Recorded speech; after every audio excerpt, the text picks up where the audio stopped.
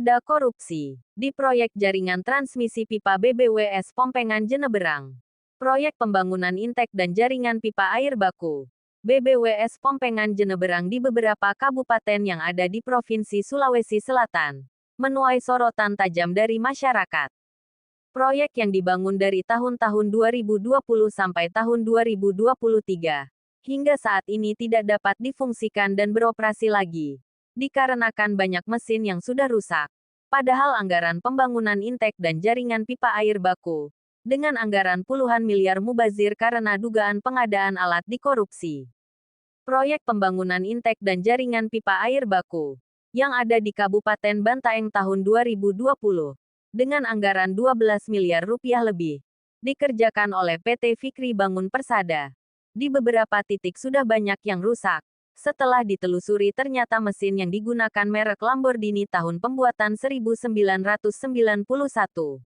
Proyek pembangunan intek dan jaringan pipa air baku Tanah Toraja dengan nilai anggaran 40 miliar rupiah lebih yang dibangun tahun 2020 oleh PT Indo-Teknik Pembangunan juga mengalami hal yang sama.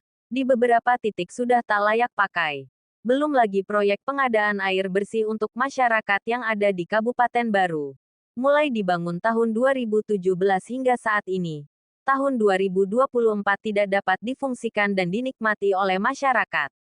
Proyek pembangunan intek dan jaringan pipa air baku Kota Sengkang Kabupaten Wajo, dengan nilai 27 miliar rupiah lebih oleh PT Mari Bangun Nusantara, bernasib sama dengan mesin yang rusak dan tidak beroperasi lagi. Proyek tersebut harus diusut tuntas, mulai dari proses pelelangan, pengadaan barang serta para pejabat pembuat komitmen PPK, dan kontraktor yang mengerjakan. Bukan hanya proyek yang dibangun tahun 2020, tetapi keseluruhan proyek mulai dari tahun 2017 hingga tahun 2024 harus diusut kembali.